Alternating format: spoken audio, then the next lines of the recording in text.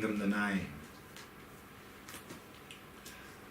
So let's have a look at causes and conditions and parts based on this understanding now.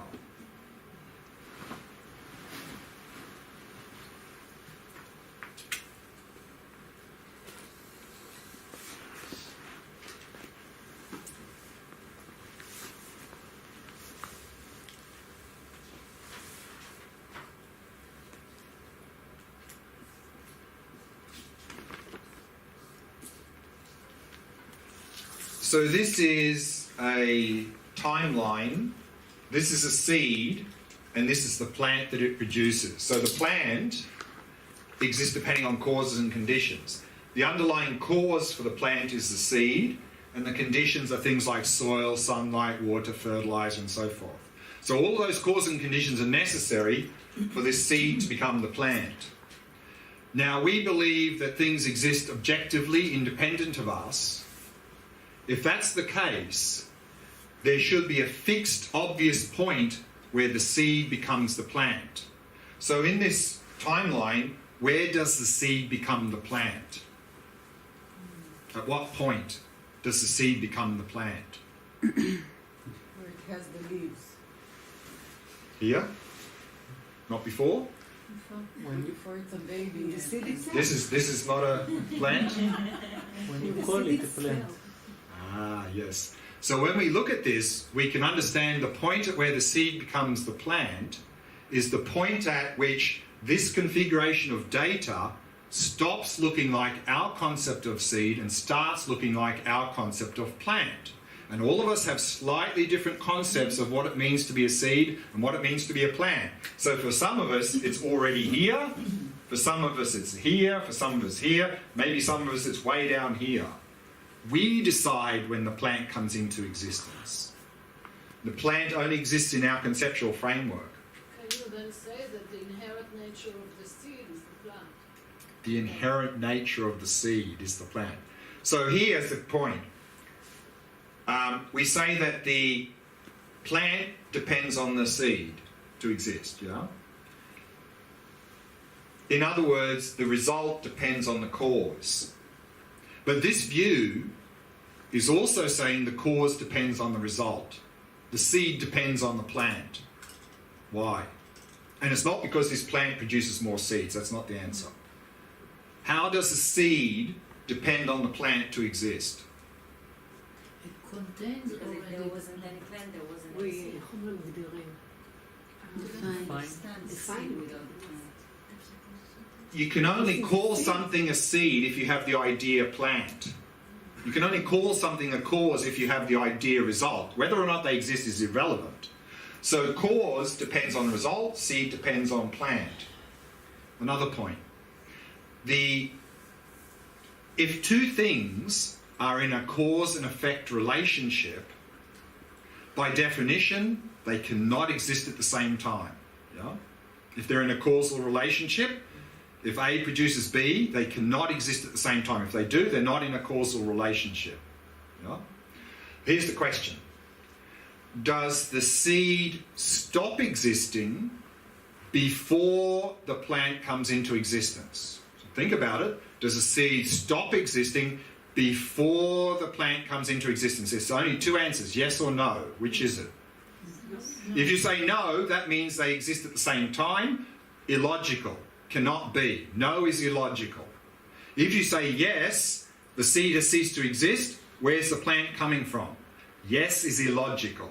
Both no and yes are completely illogical. Why? Because we have a false view that things exist independently. So basically, our common sense idea of causality cannot function on the basis of believing things exist independently. It becomes irrational. It is impossible for it to function. And these are the sorts of arguments that Nagarjuna uses from the 2nd century in his classic text, the Mula Madhyamika Karika, the fundamental wisdom of the middle way, which is really sort of the foundation of the Madhyamika system we're following. And he has 27 chapters of these sorts of arguments. He says, you believe in independent existence? What about cause and result? How does that work? agent and action, how does that work? Fire and fuel, how does that work? All of these common sense ideas suddenly become illogical on the basis of independent existence. And so what we're doing here is a little bit like I mentioned the other day, I think, about impermanence. You know, we have this idea that in the present moment there's a thing, in the next moment it becomes something else, in the next moment it becomes something else. So what we've done is we've turned a flow into chunks. That's independent existence. We turn them into findable objects, chunks. Then this becomes illogical. Because again, if this is the causality, does this exist at the same time as this? It's impossible. Therefore, when that exists, that doesn't exist. And when that doesn't exist, where is this coming from when that ceases to exist? It just becomes illogical. So this is not impermanence or causality, this is. There's just a flow of change, which means you can't point to anything in that flow and say, there it is, because you're turning it into this. Therefore, this is what labeling designation is. We just have a flow, and to make sense of this flow, we are creating concepts such as seed, plant, laptop, and so forth. And we need to do that. There's nothing wrong with that, because otherwise we can't have any sense or meaning. But what we do is we turn these lines we draw into boundaries. We see things as separate, discrete things. And if we see things as separate, discrete things, then causality is impossible, everything's impossible. And if there is something that exists in the present moment, we can point to it, it means that in that moment, it's that thing, which means actually it's not changing in that small moment, which means it's not impermanent. And if it wasn't changing during that moment, why would it suddenly change? So this would imply that impermanence can't work. So therefore, that's how we are to understand causes and conditions. Parts. Let's look at parts. Can I ask a question? Sure. How do you explain karma in that context then? Karma, again, like everything, is a concept. We talk about karmic imprints. Are there things, discrete imprints moving through time? No, that's illogical. So there's a flow. There's a flow from action to result. That flow often is described using a concept of imprints. But actually in this Madhyamika system, when they talk about karma, they don't talk about imprints. There's no talk of imprints at all. So we shouldn't think that a karmic imprint is a thing, a static thing moving through time. That's illogical. That cannot be. It's a flow. But there are distinct actions and thoughts that are distinct. Yeah, but it's a flow. So in that flow, Buddhism says that when we do an action, then there is a flow following that which leads to experience. Just like seed leading to plant. That's all. So it's not like there are these things, imprints, that are somehow, we do an action and then there's a thing, an imprint, that sort of stays with us and ripens. I mean, that's how it's explained, but that's just like saying there's a thing, a seed, which later produces a plant. But then how come you don't need the body for it to show up in a second? Like if you believe... Because that flow is a mental flow, it's not a physical flow. The karma. There's mental flow and physical flow. So in the physical world, we see flow. And the Buddha's assertion is in mental, there's flow. And karma is part of that mental flow. So how does that connect to free choice or to what we're doing here? Free choice. Yeah, that's the old free will or destiny. Yeah. There's no free choice, maybe. of course, there are many ways of understanding free will and destiny, but generally, the Buddhist assertion is they're the two extremes. They're the two extremes. And generally, when often, and we can have different ideas what it means, free will and so forth, but often one idea that people have about free will is there's an agent here that can do whatever it wants, independent of everything. I mean, this idea of free is just illogical. I mean, there's no independent agent here at all. So to have the idea that we have free will because that means I can do whatever I want because I'm independent. I mean, that from Buddhism is completely illogical. Yeah. And then destiny would be denying causality, that everything's fixed. But then. So both of those are the extremes from a Buddhist perspective. So denying or not, negating free will doesn't mean everything's chaos, everything's random. There's causality. Physical and mental causality. But then when we choose to come to a Glen Svensson retreat, right? Then you are doing the causes and conditions in place. Same as in the seed. You know, if we give it a lot of water, we get a big plant. If we give it less water, we get a small plant. It's not like we plant the seed and it's determined what the result's going to be. The conditions will depend what happens. So if we decide to come here, something happens. If we decide not, something else happens. All of that is within causality. That decision, of course, is not something out there independent. It's all within causality. thank you. Okay, parts. Let's look at parts. Parts. So what we're saying is that things exist depending on their parts. But can you find a pen here in the basis? Is there a pen to be found here in the basis? Is that a pen? No. Is that a pen? No. Is this a pen? No. Is the plastic tube a pen? No. Is the ink inside a pen? No. Is the round ball on the end a pen? No. Is the other metal piece a pen? No. Where's the pen? You go, that's easy. It's the collection of the parts. Okay? There we go. Oh, no. Has to be in a certain shape. So you have to tell me when the pen comes into existence.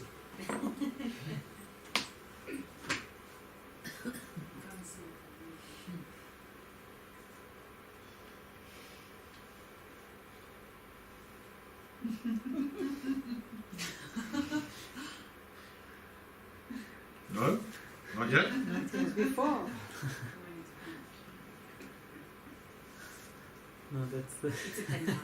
You can use it. I mean, you can write with it. It's a pen. Exactly. So when does a pen come into existence?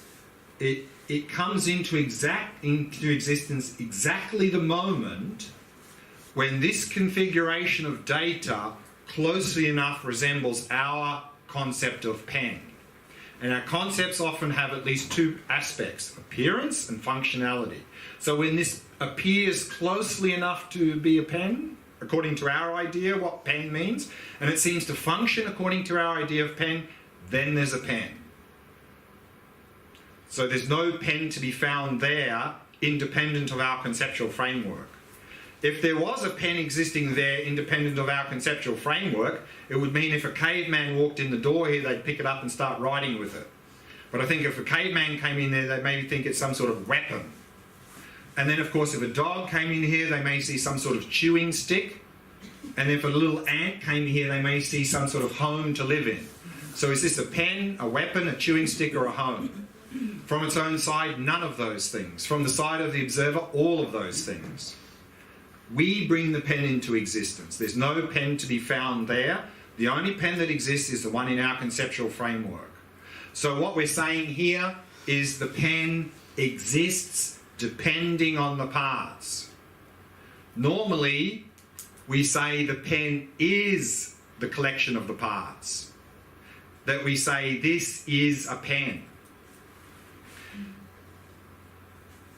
So if we can understand these two statements are not saying the same thing, we're beginning to understand something about emptiness. So the two statements is the pen is the collection of the parts versus the pen is merely labelled depending on the collection of parts. If we can understand those two things are not saying the same thing, we're starting to understand something about emptiness. And here comes our old friend cognitive fusion, causing problems. We have a basis, constantly changing, and then on that basis we are applying the label pen correctly. That's okay. But what we do is we fuse the label to the basis. And we say this is a pen, as if somehow pen is there in the basis. That's cognitive fusion. That's grasping to independent existence.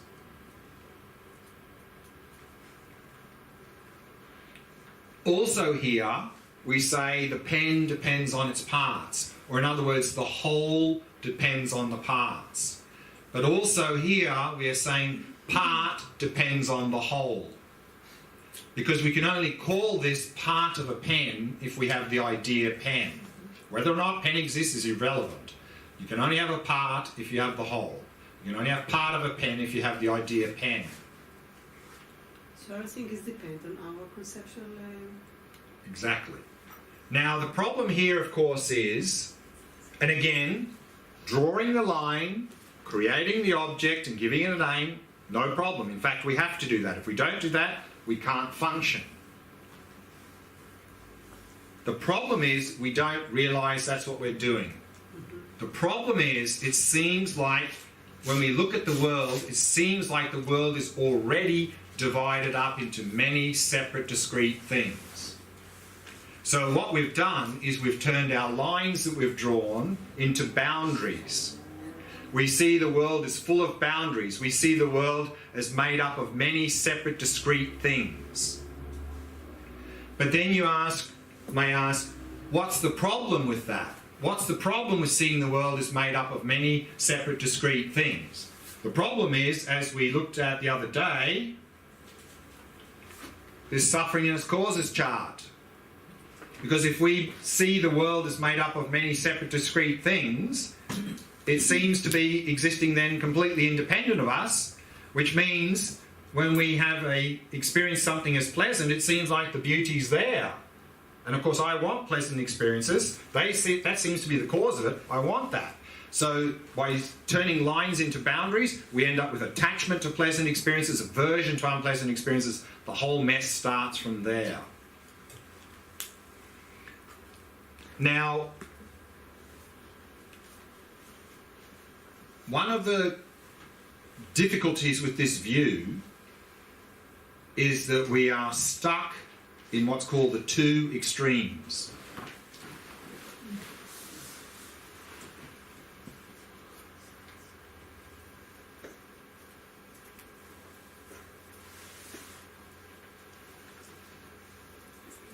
Can you repeat the last explanation of the suffering? Yeah. So if we make this... So again, what we can understand then is we are creating our world of experience by drawing lines, creating meaningful things and giving names. We have to do that. Otherwise it's just a mass of data. We couldn't function. There'd be no meaning. The problem is we don't realise that's what we're doing. It's because it seems like the world is already divided up into many separate things already. So therefore we've turned these lines we've drawn into boundaries, seeing the world as made up of many separate discrete things, including a separate discrete thing here called me. So therefore we see we've turned into boundaries, therefore automatically everything exists independently. Independent me, independent world, independent everything. And the problem with that, of course, is then when we experience things as pleasant, it seems that that object is existing completely independent of me. Therefore, it seems like the beauty's there. Therefore, I want that because that seems to be the source of my happiness. So attachment to pleasant, aversion to unpleasant. So we put the pleasant in it. You understand what I mean? Yes, because we've turned a line into boundary. Because remember, the flowers, there's no flower to be found there from its own side, it only exists in our conceptual framework. Likewise, based on our experience, we label beauty. Where's the beauty? In our conceptual framework. If we turn it into a boundary, suddenly the beauty seems to be there. That's the problem. And therefore, that seems to be the source of my happiness, so I want that. That's the problem. I just want to say something. Sure. If the flowers, okay, I know that I put the label that they're beauty. I know it. 1 minute. Intellectually. Experientially, no. And experientially, I remember that they were stinky when I didn't treat them or some after 3 days. Okay, and I remember the beauty, not the bad, the good experience, not the bad experience. I think that's the problem, no? No. The problem is because everything can give me bad experience or good experience. And again, I think many of us intellectually probably accept that the beauty's not there. Does that help us in our life? If we are constantly reminding ourselves of that, maybe it would help a little bit, but we don't. And so what happens is some stimulus very quickly comes, something very pleasant like there. Not enough time to go, oh, hang on, I'm having a pleasant experience, but I know the beauty's not there, so I'm not going to get attached. Generally, that doesn't happen. Generally, some stimulus comes, and because of this boundaries, the grasping, almost immediately there's craving. But if you stop and... Exactly. If I stop and then I remember that this flower will be in 3 days stinky. Exactly, and that's exactly where we need to start. That's why an intellectual understanding of emptiness, the starting point is to exactly do this in daily life, is what's called illusory-like emptiness practice, is to use our intellectual mind and be mindful as possible, so when attachment starts to come, we go, oh, hang on, no, the beauty's not there. That's where we start. It's very difficult. It's very difficult, particularly if the stimulus is very strong. If it's very strong, before we know it, we're reacting, and before we know it, we're out of control. We don't have the ability to step back and go, hang on, I'm getting attached here, but there's no beauty there. That's where we start, but that's going to be very hard work, and it'll only be partially helpful. And if we have no mindfulness, we'll just react. Keep reacting. So what we want to do is bring that intellectual process into experience. That's Vipassana practice.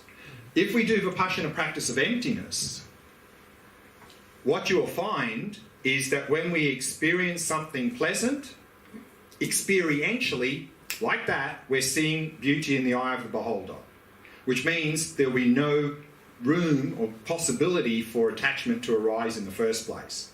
Then, easy. That's what we need to move to. If we keep it as Again. If we have a realization of emptiness in meditation, no boundary, everything's interdependent, and that's still affecting our mind outside of meditation, then we're experientially starting to see things as interdependent, not independent, which means when we then experience the flowers, then experientially we'll see beauty in the eye of the beholder immediately, which means there's nothing to have attachment to. So while we're being affected by the experience of emptiness in daily life, it would be very difficult to have attachment to pleasant things and aversion to unpleasant things. But of course, when we have this little taste of emptiness, it may affect our mind for a few moments, minutes or hours, but it'll wear off and we'll go back to grasping, reacting and so forth. That's why we want to deepen that experience of emptiness so that it's a stable, long-lasting experience. We can only do that with shamatha. Otherwise, we just get a little taste that will wear off very quickly. We want to penetrate fully, but you can only do that with shamatha. And vipassana. Shamatha on the basis, yeah, The basis. vipassana. But the vipassana has to be on the basis of shamatha. If it's not, at best we can have a good experience that'll have a positive impact on our mind, maybe for a few moments, few minutes, few hours, maybe a couple of days, and then it'll wear off, it's gone. Can you give a different example than the flowers? Because I don't have attachment to flowers, but like food or connections. Yeah, with exactly, people or food. something. Food. You see some tasty food. Is the taste, the fantastic taste in the food? If it was, it would mean everyone who ate that food would go, wow, that's so tasty. Other people would eat it, may go, oh God, that's awful. That's horrible. I hate that. So, but based on our own personal past experience when we eat this sort of food, we understand, oh, that food is tasty for me. But how does that make you crave it less? Because you understand that there's no food there, the taste is not there in the food. But all that matters is how it appears to me. And if I think it's the most amazing thing ever, then I'm going to still want it. Like example, maybe another example that can help is a dream. Let's say you're dreaming and you see this tasty food. Same example. And you have a lot of craving because you see that food in the dream. Wow, I want that. What would happen now if you became lucid in the dream? You suddenly realise you're dreaming. What would your experience be of that food? I probably want to eat it to see what it felt like. Right, but would you have... I mean, that food you're creating with your mind, what's there to crave there? I mean, what you would do probably is you'd eat it and you'd really enjoy it. But there would be no craving there. Because you see, there's no food existing there independent of our mind. So it's shifting out of kind of the attachment realm and into just pleasure. Yeah, exactly. So what you'll find is that through an experience of emptiness, you'll actually enjoy pleasurable things much more. Because there'll be less craving, because there'll be less false grasping that the beauty or the attractiveness is, or the tastiness is there. But you can feel also the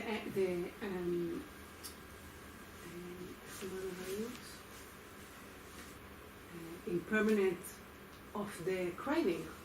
Sure. So If you can stop and Exactly. just wait till Exactly. this wave will come. exactly. So I mentioned this, I think, the other day, is that impermanence is a stepping stone to emptiness. Because if we can see things as just flow, then what's there to grab with attachment? So that will dramatically reduce attachment, the impermanence. And an experience of impermanence is very close to realizing emptiness, very close. Because when we realize impermanence, we'll realize that impermanence is not this, it's this. Which means it's just flow. Which means there's nothing to point to there. There's no thing there to point to, which is emptiness. So this impermanence is very close to realizing emptiness. So if we can come to an insight into impermanence, we're very close to emptiness. Very close. Because when in the middle of meditation, for example, I felt some sensations in my stomach, and then I put label, I'm hungry, Mm-hmm. and afterwards I release the label and just pay attention to the sensation. They pass away, so the craving were... Exactly, because you were noticing the transient nature of those sensations. Exactly. Impermanence. Very good. Perfect. because I called it craving. See, this is... Maybe it's something else. I called it... But see, this is what I was talking about before with the pen. Yes. There's a basis, constantly changing, yeah? Or let's use the flowers. There's a basis there that's constantly changing, yeah? But then we, based on our experience, we apply a label, which is okay, it's good. We apply a label, beautiful flowers. But then we forget we're applying that label and somehow the beautiful flowers are there. No? We've turned our lines into boundaries. Suddenly because we're applying the label beautiful flower to the bases, which is good, it's correct, but we're fusing them together. Suddenly